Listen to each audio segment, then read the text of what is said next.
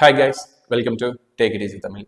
நான் தான் உங்கள் பிரவீன். இன்னைக்கு நம்ம வீடியோவில் எதை பற்றி பார்க்க போகிறோம் அப்படின்னா பிஎம்இஜிபி அப்படிங்கிற ஒரு ஸ்கீம் பற்றி தான் பார்க்க போகிறோம். இது என்ன அப்படின்னா prime ministers employment generation programme. அதாவது நம்மளுடைய சென்ட்ரல் கவர்மெண்ட்னால வேலை வாய்ப்பு இல்லாத இளைஞர்களுக்காக டெடிக்கேட்டடாக கொண்டு வரப்பட்ட ஒரு திட்டம் தான். அதாவது நம்ம வேலைக்கு போக பிடிக்கல, எனக்கு பிஸ்னஸ் பண்ணுற ஐடியா இருக்குது, ஸோ நான் பிஸ்னஸ் பண்ணணும், எங்கிட்ட ஐடியா இருக்குது, அதற்கான உழைப்பு போடுற அளவுக்கு எங்கிட்ட திறமையும் இருக்குது, ஆனால் எங்கிட்ட பேங்க் லோன் பெற அளவுக்கு எங்கிட்ட சோர்ஸ் இல்லை. அதாவது நம்ம நார்மலாக பேங்க் லோன் போகணும் அப்படிங்கிறப்ப நம்மளுக்கு என்ன வேணும் அப்படின்னா, நம்மளுக்கு ஃபர்ஸ்ட் என்ன கேட்பாங்க அப்படின்னா எஜுகேஷன் குவாலிஃபிகேஷன் கேட்பாங்க, என்ன படிச்சிருக்கீங்க அப்படிங்கிற மாதிரி. சரி, அதுக்கப்புறம் என்ன கேட்பாங்க அப்படின்னா உங்களோட சிபில் ஸ்கோர், அதுக்கப்புறம் உங்களுக்கு இன்கம் என்ன இருக்கு, உங்களுக்கு சோர்ஸ் ஆஃப் இன்கம் என்ன இருக்கு அப்படின்னு சொல்லி கேட்பாங்க. அதாவது நம்மளுக்குன்னு ஒரு நிரந்தர வருமானம் இருக்கா, நீங்க எங்கேயாச்சும் வேலை செஞ்சுட்டு இருக்கீங்களா. ஸோ அப்படி செஞ்சுட்டு இருக்கிறப்ப தான் அவங்க அவங்க பேங்க்ல ஃபர்தரா லோன் ப்ராசஸ் பண்ணி கொடுப்பாங்க.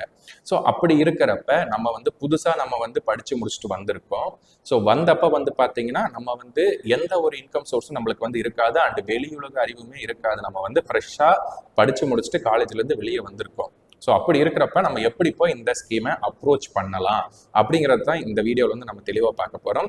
இது நான் பண்ணினேங்க, நான் பண்ணி பேங்க்ல லோன் வாங்கி இப்போ நம்ம பிஸ்னஸ் பண்ணிட்டு இருக்கோம். ஸோ அது எப்படி நான் பண்ணினேன் அப்படிங்கிறது நம்ம தெரிஞ்சுக்குவோம். ஏன்னா நான் இதை தெரிஞ்சுக்கிறதுக்காக நிறைய ஸ்டெப்ஸ் எடுத்துட்டு இருந்தேன், நிறைய சர்ச் பண்ணேன், அதுக்கப்புறம் தான் எனக்கு தெரிஞ்சுது. ஸோ இதில் நான் சிம்பிளாக சொல்லிடுறேன். நீங்கள் இந்தந்த ஸ்டெப்ஸ் மட்டும் பண்ணினீங்கன்னா போதும், நீங்கள் ஈஸியாக இந்த லோனை ஃபர்தராக மூவ் பண்ணிட்டு போயிடலாம். நீங்கள் உங்களோட பிஸ்னஸையும் எந்த ஒரு இதுவுமே இல்லாமல், அதாவது உங்களுக்கு ஒரு சோர்ஸ் ஆஃப் இன்கம் இல்லை, உங்களுக்கு எந்த ஒரு பேக் போனும் இல்லை, பேக்ரவுண்டும் இல்லை அப்படிங்கிறப்ப பார்த்தீங்கன்னா நீங்கள் ஃபர்தராக நீங்கள் மூவ் பண்ணி கவர்மெண்ட் மூலமாக நீங்கள் லோன் வாங்கலாம். அது எப்படிங்கிற ஒரு தெளிவான விளக்கத்தை தான் இந்த வீடியோவில் நம்ம பார்க்க போகிறோம். வீடியோக்குள்ளே போகிறதுக்கு முன்னாடி நம்ம சேனலுக்கு புதுசாக இருந்தீங்கன்னா நம்ம சேனலை மறக்காம சப்ஸ்கிரைப் பண்ணிக்கோங்க. இந்த தகவல் பயனுள்ளதாக இருந்துச்சுன்னா லைக் பண்ணிவிட்டு மற்றவங்களுக்கும் ஷேர் பண்ணி விடுங்க. சரி, வாங்க வீடியோக்குள்ளே போகலாம்.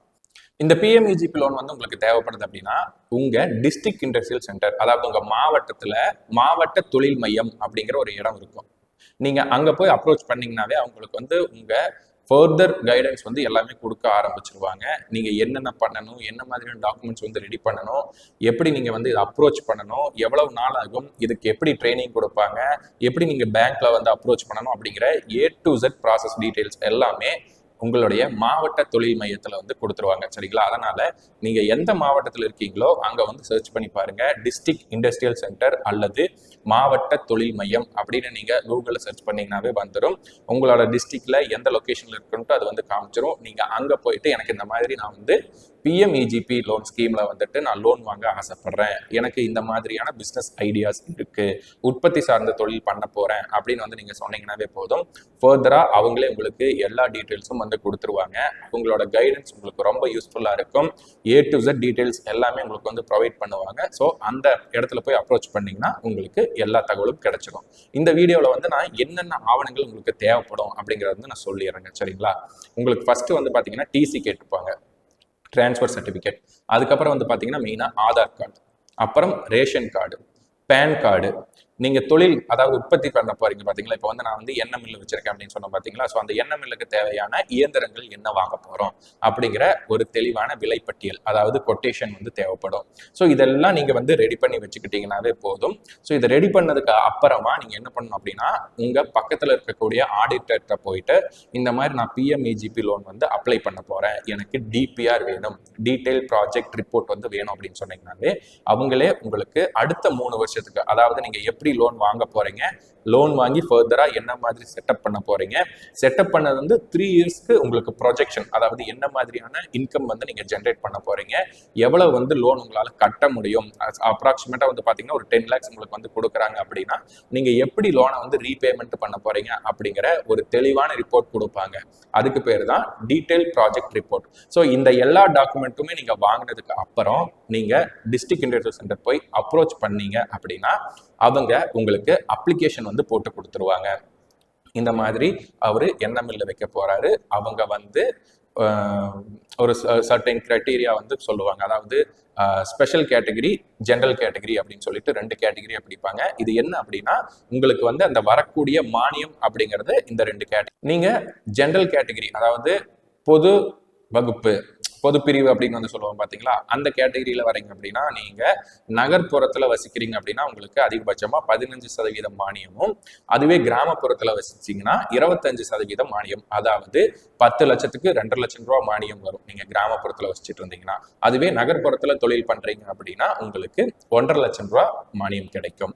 இதுவே நீங்க ஸ்பெஷல் கேட்டகரி அப்படின்னு என்னன்னா இந்த SC ST இருக்காங்க பாத்தீங்களா, அவங்க உமன்ஸ் அவங்க வருவாங்க. அப்புறம் வந்து பாத்தீங்கன்னா எக்ஸ் சர்வீஸ்மேன் அப்படின்ட்டு.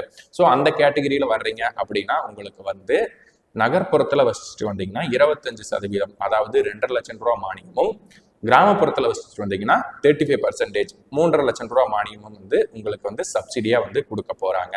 அதாவது 10 லட்சம் ரூபாய் வாங்குறீங்க அப்படின்னா. ஸோ இதுதான் உங்களுக்கு அந்த பிரிவினர். நீங்க எந்த வகுப்பை சேர்ந்திருக்கீங்க, எந்த இடத்துல தொழில் பண்ண போறீங்க அப்படிங்கிறத பொறுத்து உங்களுக்கு வந்து லோன் வந்து கொடுப்பாங்க. இப்போ நான் சொன்ன பாத்தீங்களா உற்பத்தி தொழில், அப்புறம் வந்து சேவை தொழில் அப்படின்ட்டு, அதுல அதிகபட்சமா எவ்வளவு கடன் கொடுப்பாங்க அப்படின்னு சொல்லி பாத்துக்கலாங்க. அதிகபட்சமா உற்பத்தி தொழிலுக்கு 50 லட்சம் ரூபாய் வரைக்கும் உங்களுக்கு வந்து கடன் உதவி கிடைக்கும்.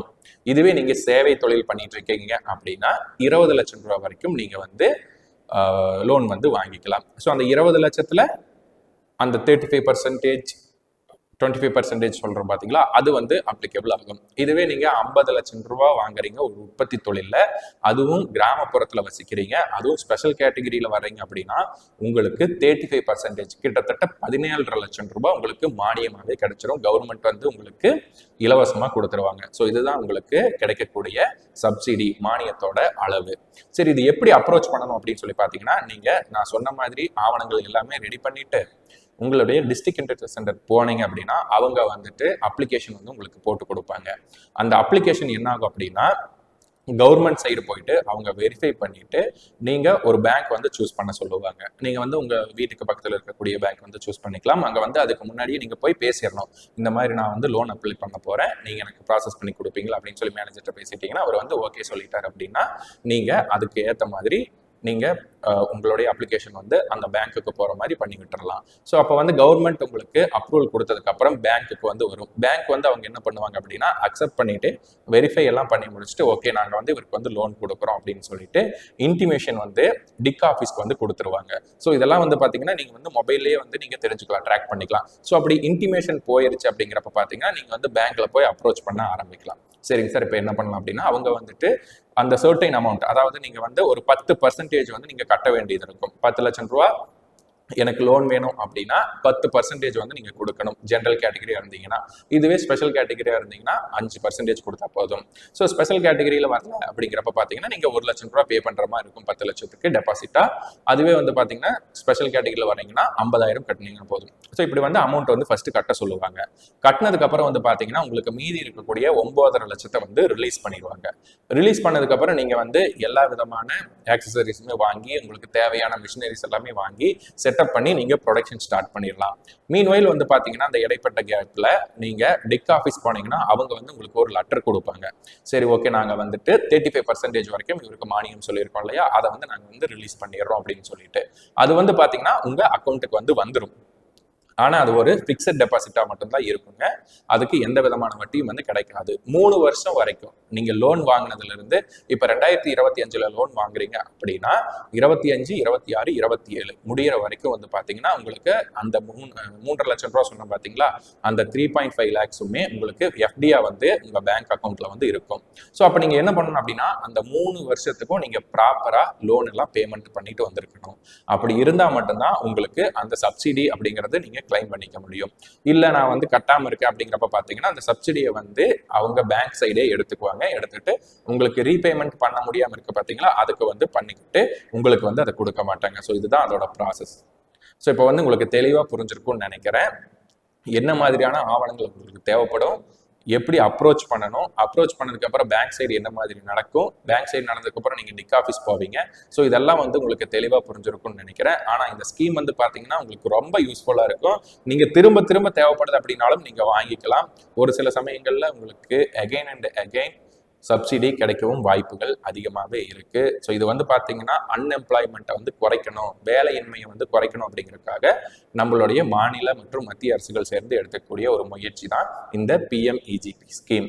இது வந்து எல்லாருமே நல்ல முறையில் யூஸ் பண்ணுங்க. விவசாயம் சார்ந்த பொருட்களை வாங்கி நீங்க அதில் வந்து உற்பத்தி பண்ணி விற்கிறீங்க அப்படிங்கிறப்ப உங்களுக்கு நல்ல ஒரு லோன் தர்றதுக்கும் கவர்மெண்ட் பேங்க்ஸில் எல்லாமே ரெடியாக இருக்காங்க.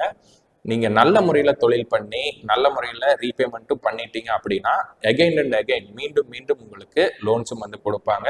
ஸோ இவ்வளவுதான் இதோட சிம்பிளான ப்ராசஸ். உங்களுக்கு தேவையான ஆவணங்கள் எடுத்துக்கிறீங்க, டிக் ஆஃபீஸ் போய் பார்க்குறீங்க, உங்களோட அப்ளிகேஷன் போடுறாங்க, அப்ளிகேஷன் பேங்க்குக்கு வருது, பேங்க்லேருந்து உங்களுக்கு இன்டிமேஷன் கொடுப்பாங்க. தென் நீங்கள் டெபாசிட் எவ்வளோ கட்ட வேணுமோ அதை கட்டுறீங்க. கட்டினதுக்கப்புறம் அவங்க லோன் வந்து ரிலீஸ் பண்ணிடுவாங்க. லோன் ரிலீஸ் பண்ணதுக்கப்புறம் அந்த லோன் ரிலீஸ் பண்ண அந்த லெட்டரை எடுத்துகிட்டு போயிட்டு நீங்கள் வந்து டிக் ஆஃபீஸில் கொடுக்குறீங்க அப்படின்னா அவங்க வந்துட்டு ஓகே சப்சிடி வந்து நீங்கள் ரிலீஸ் பண்ணலாம் அப்படின்னு சொல்லிட்டு கவர்மெண்ட்க்கு வந்து இன்டிமேஷன் கொடுப்பாங்க ரிவ்யூ பண்ணிவிட்டு. தென் கவர்மெண்ட் வந்து பேங்க்குக்கு வந்து நீங்கள் இந்த மாதிரி 3.5 lakhs வந்துட்டு உங்கள் சப்சிடியாக வந்து அவருக்கு கிளைம் பண்ணிக்கலாம் அப்படின்னு சொல்லி கொடுத்துருவாங்க. கொடுத்ததுக்கப்புறம் உங்கள் எஃப்டி அக்கௌண்ட்டில் அது வந்து விழுந்துடும்.